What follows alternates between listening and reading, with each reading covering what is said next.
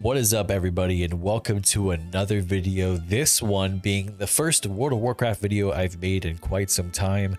I have played up until about level 75 for both Horde and Alliance on my characters, and I would say both of the experiences are quite the same, but I wanted to give my first impressions on the War Within, sort of give my initial thoughts of what are some of the changes that I think are unique to War Within, you know, transitioning from Dragonflight into War Within, and what are some of the things that I think could be improved as well as changed, what's good, what's bad, kind of give like a full understanding of where I'm at in the game, and then kind of give it updated as well as maybe sort of additional thoughts whenever I get to level 80, and then maybe further into that if I go a bit further into that. So right now, like I said, I'm playing both Horde and Alliance on different servers. For those of you who care at all, Casmodan for Alliance and then Terralion for Horde. And I'm playing tank on both because I wanted to try Warrior. Wasn't really interested in any other classes in this game, and right now I think the overall my opinion of classes and races is like the whole race class combos don't even really matter anymore. You play what you want and what's play styles that you enjoy, and you'll probably be fine for the most part. I haven't really gotten to the level where things are selective and exclusionary. You know, once you start doing mythic pluses and raids, it gets harder to get in groups. But when you're playing tank, maybe not so much. But I'm not currently at that stage right now, so that's kind of not the stuff I'm going to talk about right now. What I'm going to talk about is, well, the story. The story of the game for me is kind of, if I were to give it overall, I would say it's very middle of the road. It's like maybe a 5. You know, it's really like your standard, you know, there's a big bad, and the big bad has a big bad henchman. You know, it's a classic Sith and Darth Vader story. The Sith being the big bad, and the Darth Vader being essentially the merc who's gonna kill off, you know, Obi-Wan. In this case, I guess it's Khadgar. You know, spoilers included. I do not give a fuck. So sorry if you're running into this expecting any huge spoilers. I promise you that's really the only one, and that happens right at the beginning anyways. So the story is just, it's very okay. There's the whole concept is that basically we're now involved in a war, not just for ourselves, but also this sort of hidden side of the universe that we haven't experienced or seen before, and we find the Earthen as the protectors of it. It's kind of like a Dragonflight Part 2 Redux, if I were to say anything. It's very much stuff we've seen before. You know, at most it's like a combination of some prior expansions in a way. The whole essentially the death of characters and the big bad characters, it's enough. It's definitely enough, but it's not necessarily enough for me to really care. A lot of the characters, I mean, we have of course Magni Bronzebeard at the sort of the center of all of this, and of course Thrall and Jaina playing their roles as like their faction representatives.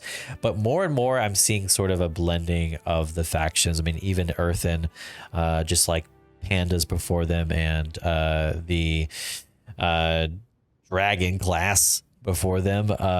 It's kind of just, you pick it out. You know, you pick what side you want to be on to play with, but it's kind of just a preference thing. It's not that it really matters. I mean, honestly, it matters more on server population than it does anything else. Additionally, the voice acting, I mean, it's, for the most part, it's okay, but I mean, it's the closest thing to sounding like AI and voicing without it actually being AI voicing. I think it's kind of it's a lot of it's very mid, or things don't really match, or things are just like, oh, that's just kind of weak. Okay. A perfect example being Magni's grandson, I guess, who I guess is an albino twink nerd to I mean, I'm suspecting that we're gonna have to give a shit about, like, because they're gonna be like this character that's central to the story. But I don't know. I don't feel like enough is established to where I actually care at all. And you could say it's over time that this happens, but I mean, like, really, you're introduced into the city and you have like one or two major events in the campaign quest, but for the most part, like, you know, being like up until level 75, you see this guy twice. So they're not really fitting in a lot of exposition into the story. They're kind of just, I mean, the campaign should be less about leveling you up and more a bit just about getting all of the story out. If it does both, then that's great.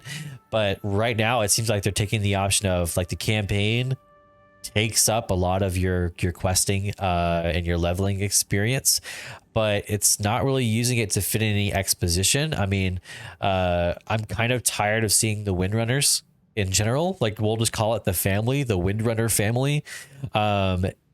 She's kind of like choosing the die hard route. Like, she's the Bruce Willis. She's going in to defeat the villain.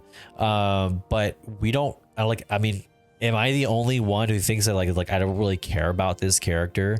They're making decisions that for themselves, and they're greedy, and they're not for like any sort of greater good at all. And like, we're all kind of looking at it. I mean, like, I'm looking at it like, you're obviously weaker than xal'atath. Like this is way obvious. Like, Khadgar was disenchanted. Like I don't think your arrows are going to do anything. So I mean, like, the characters and stories is kind of weak. It's kind of mid.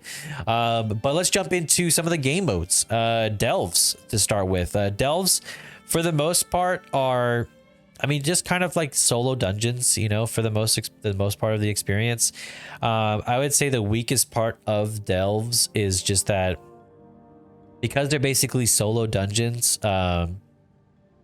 they kind of have everything except for, I mean, really just interesting gear so far. I mean, we'll find out with like the different tiers that, you know, if it gets better. But I mean, it's obvious like right now that dungeons gives you gear, but it's not very obvious that you're getting that from Delves.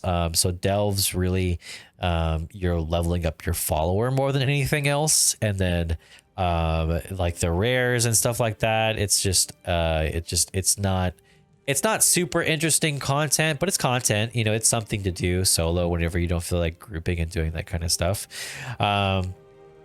And speaking of rares, you know, rares and delves, rares in the worlds. I mean, this is something that's been implemented for quite some time, but there are quite a few rares out there in the worlds.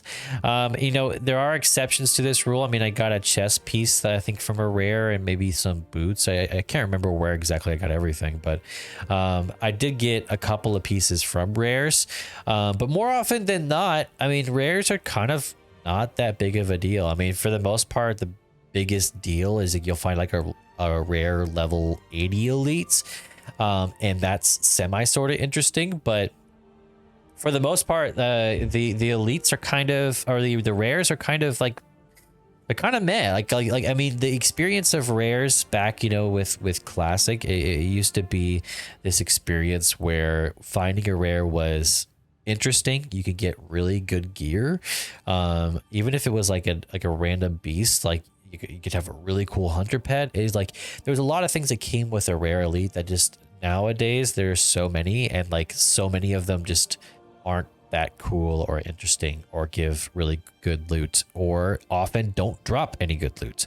So it's just not as cool or interesting as it used to be. So that's definitely something that I think is intended to fill the world, but it kind of ends up being obviously not that great. Next is talent points. I mean, talent points for the most part, I mean, I'm trying this one differently. I don't know if it's optimal or not. I don't really care if it is or not. Like, my build is mainly for delves right now, just because I feel like that's what I'll be doing a lot. But the talents are fine. You know, the talents are fine. There's clear amounts of difference that you're getting from your talent points, that I think is good. You know, I'm getting a lot of stuff that goes well with my shield slam abilities and my like thunderclap abilities, which are like my main ones that I'm spamming. So the talents are good enough that I feel like it's actually decent. So no qualms there, no issues with the talents. I mean, I think it's going to vary depending on what your class is. Certain classes are taken care of way better than others. I think that when you're playing a tank class, those are like the first priority for the game. So I mean,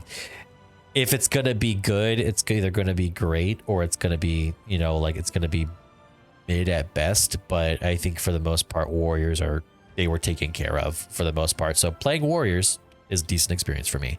I've had no issues with dungeons so far, or delves or soloing any content so far, or even like level 80 elites for the most part. I can handle them almost well. So overall, I mean, I would say the new zone and artwork, it's decent enough. I would say they're definitely figuring out verticality a lot better in this expansion than they did previous expansions. Previous expansions, they definitely struggled with things with verticality to where like a lot of things were difficult to find and discover. This city, in my opinion, is built and made a lot better, so where I can actually find stuff, one, and two, I think it's actually a really good central hub to the area. I think WoW always needs a central hub for players, and I think this one is a lot better. To me, this looks a lot better, feels a lot better. So city wise, it is definitely a lot better. Was it Valdraken or whatever it was called, but in Dragonflight, but this city feels a lot better overall to me. So I definitely like it. Overall, I mean, my first impressions, I'm gonna give this probably like a 6.5 out of 10. And I don't want people to be dissuaded and me being feeling like this game is like very bad. I feel personally that this game has enough to where I would want to play to 80. I would want to see what the end game looks like.